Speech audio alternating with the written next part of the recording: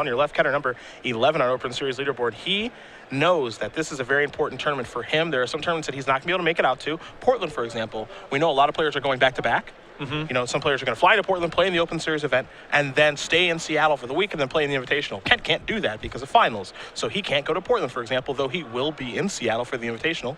He's already mentioned that he has bought his ticket to us. So we're going to see exactly what does happen with him, because he had a great Season 1 and Season 2, 9th place in both of the Invitationals then. But he might be on the outside looking in. Ferguson going to play Temple of Mal, see if his card on top. Ketter going to sacrifice Bloodstained Mire. We are underway here in round number 8. I've spoken about this numerous times over the year. You never know what the point is that mattered until everything is all said and done. And for Kent, who built up a pretty sizable lead over the course of Season 1 and into Season 2, looked like he was a lock for a Players' Championship, has a lot of work in front of him. Ketter going to search up a swamp with his Bloodstained Mire. There's a Mountain just passing the turn back. Deck doesn't really get started until turn 3. And that's why I like Andy's build. He's at least trying. I don't know if the card quality is the highest here in Bloodstone Champion. Tough in a deck that has so many lands that come to play tapped and all that, but philosophically, I like what Andy's trying to do. Well, it's clearly working out for him so far. He is sitting at 7-0 after all. Yes. If this was round 1, I would temper my enthusiasm a little bit about what is going on in this deck, but at 7-0, he's at least had some success so far today. Now that Rebel Master is dead very quickly. Lightning Strike's going to get that off the table. Ferguson will untap and draw a card here. It's a Nomad Outpost. Perhaps he was hoping that third land would come into play untap, but it does not. And this is going to be kind of a weird game, I think. I think we're just going to see a lot of removal go back and forth, though. Here is a Brain Maggot. I can't imagine that's going to have the opportunity to live very long. But you take a look at Ketter's hand. He's got 3 lands over there. A Caves of Koilos, along with 2 copies of Battlefield Forge, Sorin, Solemn Visitor, and then a Lightning Strike. So at the worst-case scenario, Andy can take the Sorin and break up Kent's curve and force a Lightning Strike on a pretty marginal threat. Or if he can battle his way through the Sorin, he can take a Lightning Strike, and then Kent's really reduced to nothing. Either way, good stuff for Andy.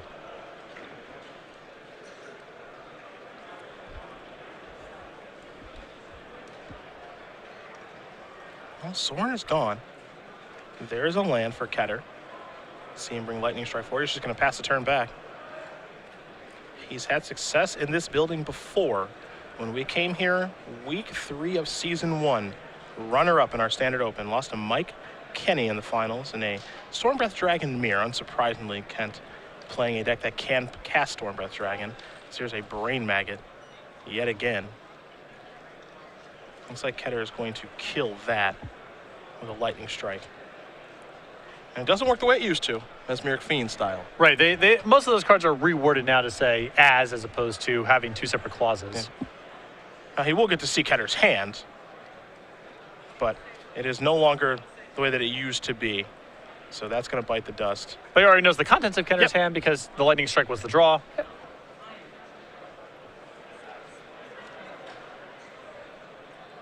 And now there is a Bloodsoaked Champion and passing the turn. So Ketter is going to get to work here with his Planeswalker. The draw for the turn was a Lightning Strike. Even though this is turn 4, Bloodsoaked Champion is still going to, or turn 5 now going into Kent's turn. Given the nature of Kent's hand, Bloodsoaked Champion is going to be really good here. It's a very good card at taxing Sorin. You want to talk about underplayed cards? Yeah, the problem is that it's hard to build an aggressive deck in this format that has black mana untapped on turn 1. Yeah. But the power level of this card is through the roof. And Kent can't even cast his Planeswalker. There's Lightning Strike. I'll take care of Bloodsoaked Champion. Probably not the best use of Lightning Strike, but it just kind of is what it is. Here's Brain Maggot. That's going to take Sorin. Mountain is the draw. And I think we kind of know how this goes, right? One player missing land drops. Kent is flooding. Oftentimes it's a player who's mana screwed. Yeah, that wins these kind of games. Whoever draws out of it first, and Andy already with a Bloodsoaked Champion ready to get back as well. Yeah, and that's going to come back from the graveyard. I believe Ferguson just has a boatload of removal in his hand, so he can just kind of chip away here. Copy a Chain of the Rocks. Doesn't seem like the worst thing to draw this turn. Though you can still see the trouble here that Bloodsoaked Champion causes for Kent. The Sorin is really hard to deploy and maximize in this kind of situation. And is Kent going to go ahead and Chain of the Rocks with Bloodsoaked Champion? I suppose he can, but that's not very exciting either. I can tell he's giving a lot of thought. It seems like it's something he doesn't want to have to do. The other problem is that Andy stalled on lands. Yeah. So you know there's other stuff left over, and both of these threats are on the anemic side. Also, you're playing a Mardu deck, your opponent's playing a Mardu deck. That means that we're probably thinking the same thing, which is, oh God, Butcher of the Horde. Yep. I'd rather say Chain of the Rocks for that. But he's going to use it on the Brain Maggot. Here's Sorin. That's going to go up and pass the turn back over to Ferguson. Yeah, it has to go up because there's not a lot to be accomplished by it making a token. There's a Lightning Strike. Putting it down to 2. Bloodsoaked Champion can just finish it off if it'd like. And it will. So there goes Sorin. You can say that it got a Lightning Strike, I guess. Yep. And now there's Butcher of the Horde, and that's the problem. That big guy is here. And a Magma Jet does not line up very well against that. Nor the Bloodsoaked Champion. Mm-hmm. And also, if Ferguson gets a little creative, he can sacrifice the Bloodsoaked Champion to the Butcher to deny Scry. Yeah.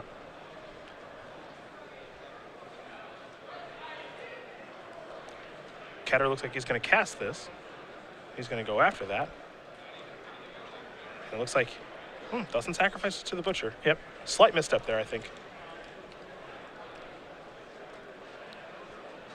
Yeah, it could have just cut off a Scry for free. And he's still in a great spot.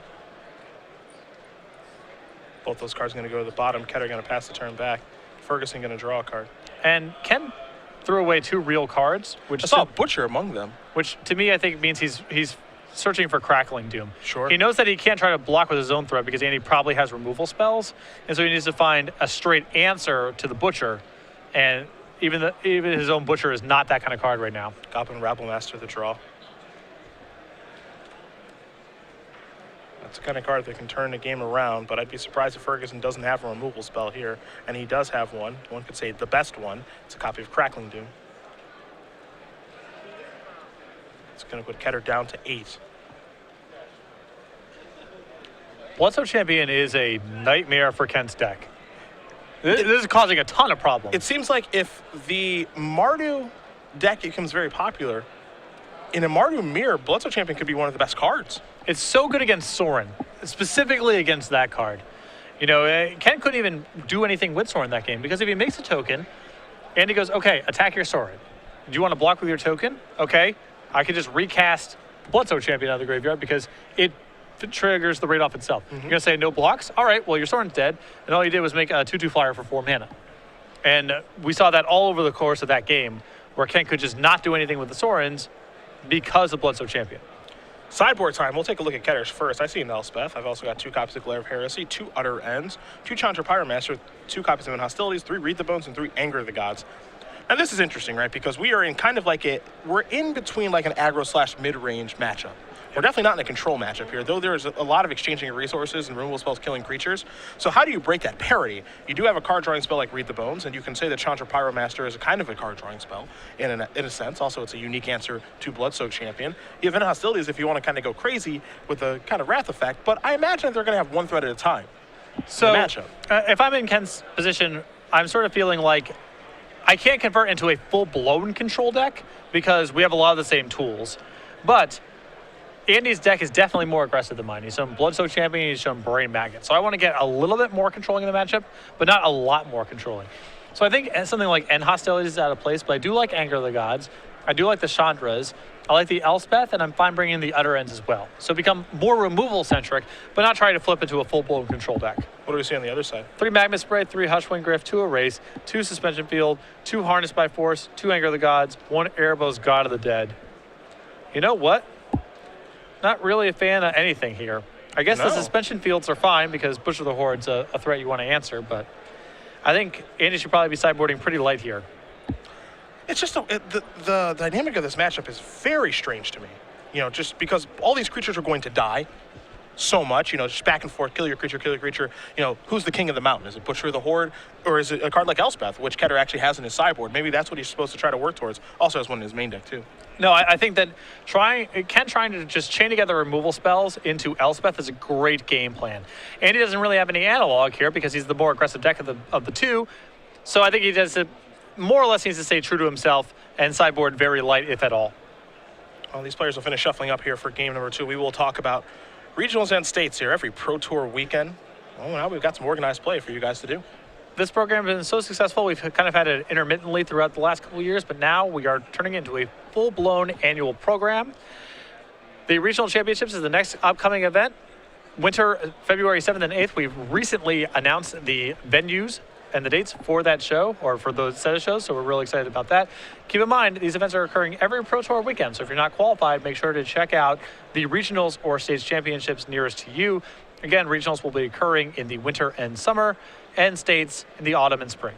San Diego Games and Comics, mister. Oh, I've gunslinged there for pre-releases before. I know that spot. Very nice. Right by you. I know you're gonna have we're gonna have the weekend off. I'm just saying, if you're not a regional champion, you better have a good reason. Well, you are looking at a drive to Portland. You're about 3 hours away from yours. Don't mind if I do. Okay. I'm not afraid.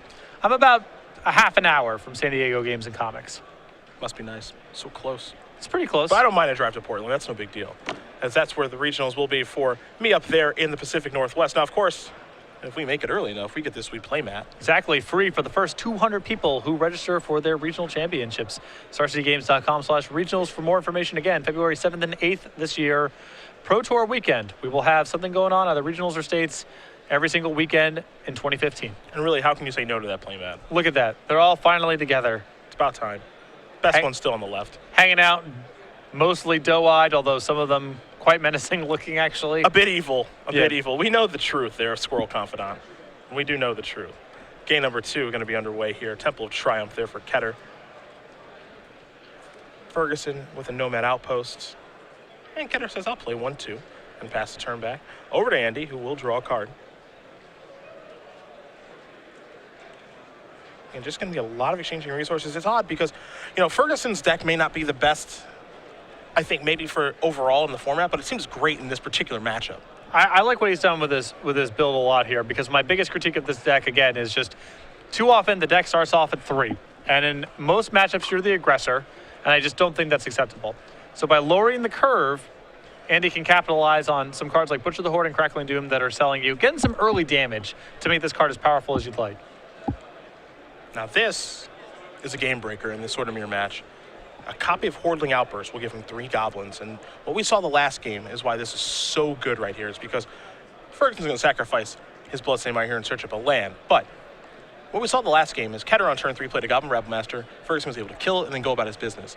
Well, you can't Lightning Strike or Magma Jet these. Exactly. And especially because Andy's build is so much more aggressive. You know, he has, Brain Maggots and Bloodsoak champions that these goblins match up very nicely against anyway. This was a card, and the strategy, something that Brad Nelson and Team Revolution used to great success with their red-white kind of mid-range aggro deck at the Pro Tour. Players were expecting you to play, okay, Rabble Master or Mantis Rider or something like that, and you just go, how about this instead?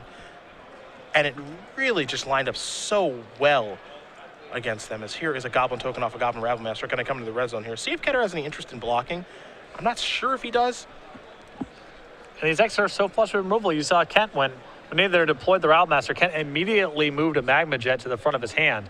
They're so flush with removal for individual threats that something like make 3 1/1s is a lot more powerful than make a 3/3. Magma Jet on the upkeep here for Ketter. He's going to get the opportunity to scry. And it looks like he may have found another copy of Hordling Outburst. And again, this card is an absolute nightmare. It's funny to say that, oh yeah, just 3 1/1 goblins is the disaster, but Ken is playing 4 of that card. Well, you saw how much the matchup in game 1 was defined by removal, and Andy having Bloodsoak champion that Kent really couldn't do anything about. So cards that are good against individual pieces of removal seem to me what the matchup is largely about. Game 1 we saw it with Bloodsoak champion, and now game 2 we're seeing it with Hordling Outburst. Here's a Thought Seize from Ferguson, going to target Ketter. He's going to lose a little bit of life, excuse me. But you'll see Ketter's hand, a Hordling Outburst, an MVP in this matchup. Butcher the Horde does seem pretty good. Glare of Heresy, an answer to opposing Butcher the Hordes, and then just a boring old mountain. Would have to imagine that Hordling Outburst has to be the card to take here, just because Andy has lots of hypothetical answers to Butcher the Horde, but Hordling Outburst is just a real pain to slog through. Don't know the contents of Ferguson's hand at this point, but I'm with you. Hordling Outburst causes a lot of problems in a matchup like this, and we'll see if he does opt to take that. Butcher the Horde is probably the more powerful card in the abstract, but potential removal spells, so many of them. Crackling Doom gets it taken care of among many other options. Thoughtseize will take care of the Hordling Outburst. Does make sense. So Ketter left with the big 5/4 flyer, a Glare of Heresy, and a mountain. And you can see Ketter's hand. He does not have an answer to this. So there's a Rabble Master. The Goblin's going to come in. Ketter's going to go down to 19. He'll have to find an answer for this problematic creature now. And I'm pretty sure they can't scryed a Mammoth Jet to the bottom on the Mammoth Jet he saw last turn. So Whirling Outburst on the top. Second card, unknown. But as you mentioned, really important that Kent finds an answer to this Rabble Master. For as good as Whirling Outbursts are, eventually Rabble Master will overpower it. The draw for the turn was actually a copy of Chandra, and that is what Ketter will deploy. Now that cannot kill the Rabble Master, at least not yet. He's going to shoot 1 and 1 there. A little surprised by this. I think Kent might have been better served by just attacking first because Andy knows the contents of Kent's hand. He knows there's no pinging effect. And then he probably blocks to the Rabble Master, and then post-combat you can shoot the Rabble Master down. Yeah, before even playing the Chandra. Exactly. You Sure. just first order of business is just attack there. Kent's probably not going to respect that you drew exactly Chandra. He'll run a block, and then post-combat you can shoot it down. There's a little bit of risk there, though, right? I think where if you attack and he just has no blocks, then what's our play? The same thing. You just Chandra, plus it, and shoot down the token. The same thing you're going to do anyway. But now there's a world sure. that exists where he can kill the token, right? He can kill the Rabble Master can kill the Chandra.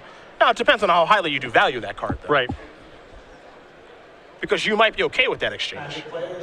What if you send in 1 token? Now we're talking. That's how you split the There you difference. go. That's now one we're token's talking. a freebie Yep. because it's I don't think it might block. You might be able to induce it. I don't know what. It's a really tough read attacking with the 1. I don't know what that implies exactly. There's a Butcher of the Horde. The big guy is here, and he is not happy. And I had to imagine this is just taking care of Chandra. In concert with a token. Yep. The token, of course, being made from the Rabble Master sacrifice to the Butcher. That'll eat the Chandra. Now, Ketter does have an answer, thankfully, in Glare of Heresy. So he's not going to get run down by this Butcher of the Horde, but that card can cause a lot of problems, as we saw in the last game. He's also picked up a Sarkhan this turn, so now a second removal spell that could potentially answer this Butcher.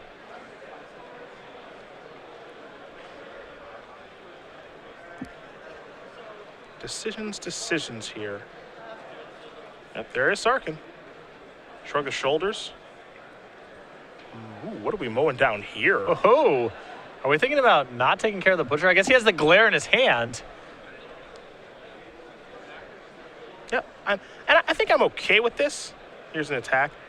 If he's just going to use Sarkhan as, kind of removal spell, and that's it, that's his only plans for the card, I think I'm okay with this. It feels like, given the pacing of the game, you might be able to squeeze out a lot more than just that. Okay. We'll see. I can understand, he wants to be mana efficient, and he's worried that this Glare can't kill anything else. I think if you are playing the Sarkhan this turn, I think you're killing the Rabble Master a very high percentage of the time because you do have Glare for the Butcher. That said, that's your only answer to it. You found out your opponent not only has Thoughtseize now, but you saw Brain Mag at the last game. Exactly. There's a lot of risk with running this line. Yep. And he has shown a lot of discard.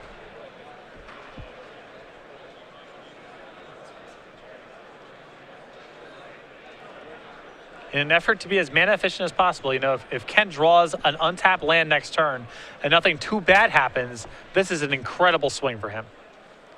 But that's asking for a lot. Looks like it's time to attack.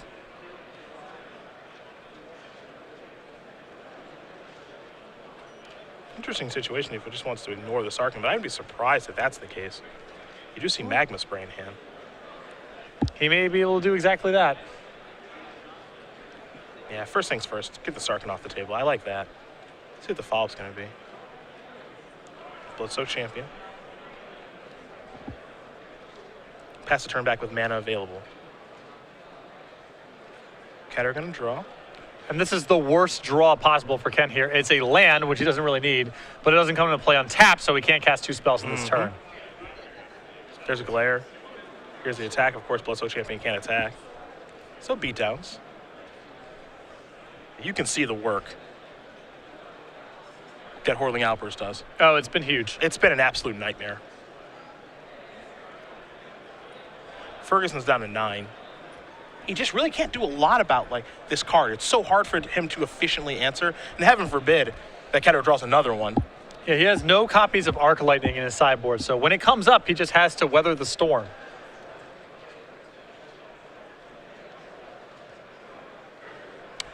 And now this is a card that I had a feeling would be good in this matchup if he can get to it. Elspeth was the draw.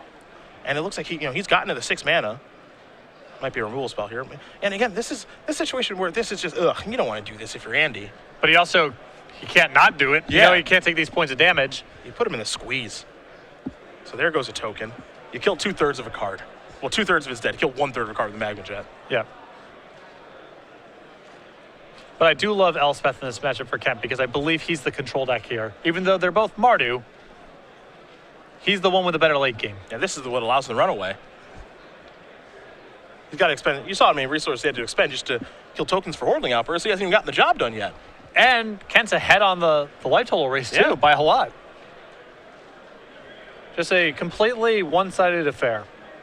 There are 3 soldier tokens. Elspeth up to 5. We go back Ferguson's way here in just a moment.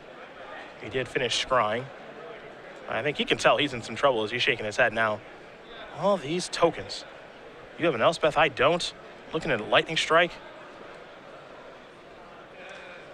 I just can't efficiently get the job done on these creatures. Yeah, he's looking at a hand of just removal spells, 5-mana cards he can't cast, and it doesn't work. Makes you wonder what's on top of the deck. Well, there's the untapped land. That's not too surprising because of the scry, but now I just got to pass the turn back. The old Bloodsoul champion on D. Not a great spot to be in. Don't think so, no. Not where it wants to be. Ketter gonna go reaching.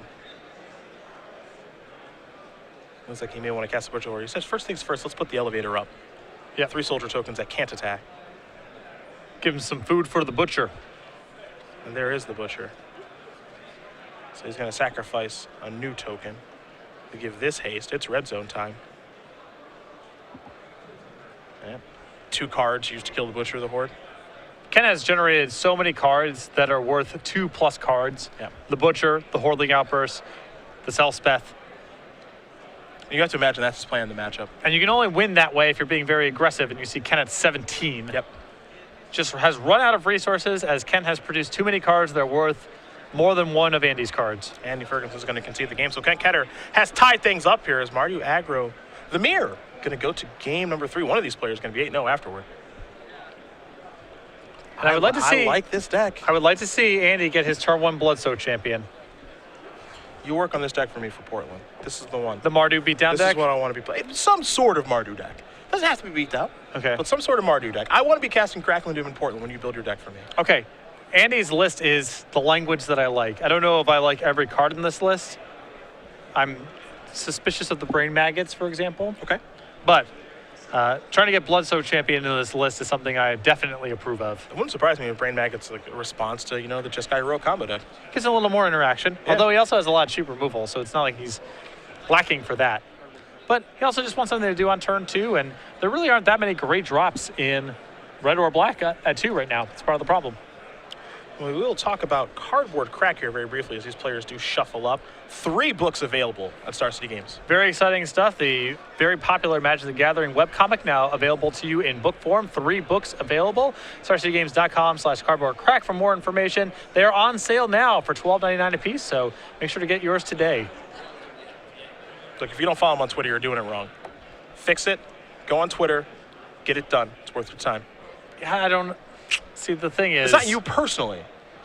Well, you and I are often talking to one another, and you said you, so you can understand my So confusion. you felt I was addressing you Right. in that situation. I could Correct, understand. correct. You were wrong, but The general you. yes. The of course. royal the you. royal, the you. royal you, yes, is what I was using in this instance. So that's okay. I can understand the confusion. Right.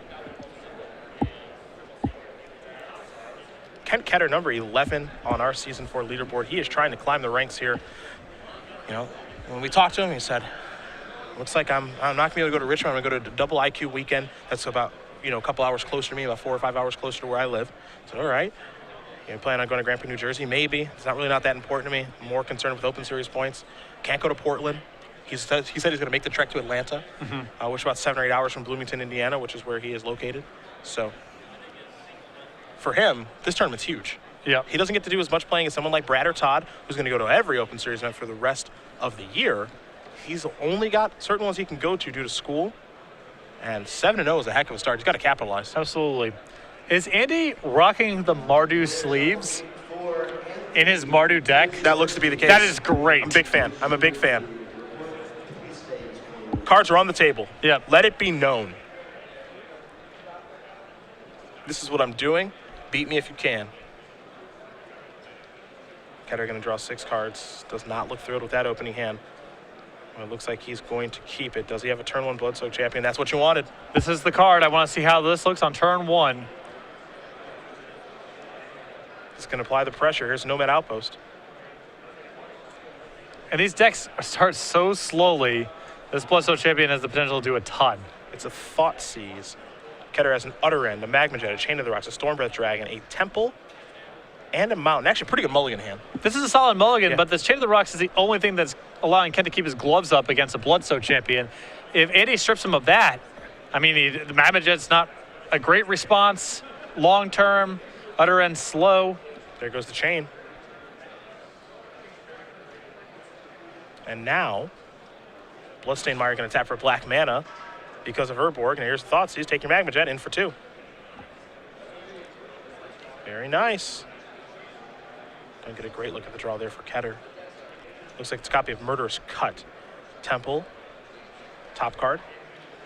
Headed, we think, to the bottom. Ken going to give another look here. Now, it's interesting because even though Ketter is in some real trouble here, a card like Hurling Outburst can really do a lot of work right now. For sure. Though the best case scenario is Ken keeps him off balance with instants, so it's harder for him to get back the Bloodsoaked Champion. That said, still really inefficient for him to constantly be getting it back in the face of a Hurling Outburst. If you're Ketter, you got to be thrilled that there's no Rabble Master that showed up that turn. Ketter will draw a card. There's a Mountain. He has Utter End in hand. That's a nice solution to the Bloodsoaked Champion.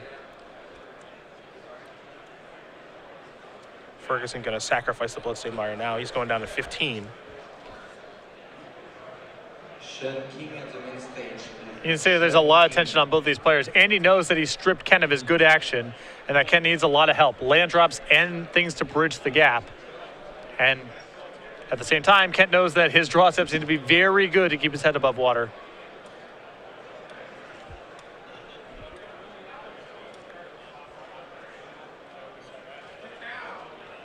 Ketter says, I'll take 2 more. I'm down to 14. What's the follow-up here for Ferguson? There's a land. There's a Butcher of the Horde. Now, Ketter does have an answer, which is mighty important. Big tempo swing here. I mean, it looked like the coast was clear from Andy's perspective. Now, Ken had a bunch of draw steps to find something. Could have been Crackling Doom as well, but Mountain the draw. now he has the ability to Utter End. He has the 5th land in hand for the Storm Breath. Now, do you like potentially Utter Ending right away? Just so that your opponent can't do something like kill my own creature? But I guess if they're using rules on their own creature, you're probably okay with that. Yeah, I think you're probably are. I mean, it's a little, you know, with Storm Breath. It's a little cute. With Storm Breath in hand, I say, yeah, go ahead, knock yourself out. Now, I do wonder if he's going to Utter End now. Also, casting Storm Breath here is not a lock. You're playing against an opponent that has untapped mana, hasn't had a reason to cast a removal spell. You don't want to get Crackling Doomed. I think that Kent needed to cast his Utter End there. I do too. Just taking too much damage. Yeah. No Crackling Doom here for Ferguson, though. And the race is certainly on now. Ferguson down to 10, Ketter's at 12. Ketter's hand at Caves of Koilos and an Utter End. Ferguson does not have a removal spell yet. He has Stormbreath Dragon of his own, though. Now here's an attack for 6. That's the problem. This is 4 extra points of damage that Ken has taken by not using the Utter End. Also means if he draws a spell this turn, he probably can't cast that and the Utter End at the same time. And now all of a sudden, Ketter might have to hang back on defense, which is not the spot he wants to be in. Not in this situation. Of course, he can't Utter End the Stormbreath Dragon, nor can he take a hit from it. So he probably has to trade and hope for the best. Ferguson's hand is a pretty nice one. Butcher of the Horde, and I believe a Blood-Soaked Champion. Ketter just has to pass the turn back now, or I imagine he doesn't want to. But he's got an Utter End at the ready. And Andy knows about it. And it is a much different game if Ketter is 4 life higher. He's taking 4. He could be at 10. And Ferguson right now, his grip, he has a Blood-Soaked Champion and a Butcher of the Horde. And I feel like what Ferguson's trying to do is set him up, right? He plays both those in the same turn, sacrifice the champion, get you. Yep. And if that was the case, Ketter would be going down to 1, not negatives. Yep. And might be able to continue racing here with the Stormbreath Dragon. Especially when your opponent knows about the Utter End. Like if the play is close about whether or not you want to kill the Bloodsoaked Champion or not, the fact that your opponent knows it's in your hand has to be the tipping point. I think so. They're not going to just open themselves up to some horrible turn if they can avoid it. Well, here's the attacks. That's a block. There's the other end on the Bloodsoaked Champion. And now this is a disaster because Ken had to end up doing it anyway. Yep. There's a land. I think if you're Ferguson, assuming those two cards in his hand are Butcher and Bloodsoaked Champion, I think you just say, play both of these, yeah. Do your worst. Put you to the test. Now, his worst can be pretty good. Ketter's going to need a big draw step here. That's a copy of Stormbreath Dragon, I think, which is pretty fitting given who we're watching play. No, it's anger. anger. Of the gods, okay. And that was there. I mean, this is the play I was about to say. He needs to. He's got to sacrifice He can sack it and then get it back with the Butcher next turn. Yep, he's got to sacrifice it. Can't forget. And you see, it looked like he put it into exile like it was going to. Now that's the conversation they're going to have is, did he sacrifice it? Did he not sacrifice it? It looks like he did. And if that's the case, it means Ken's drawing very slim.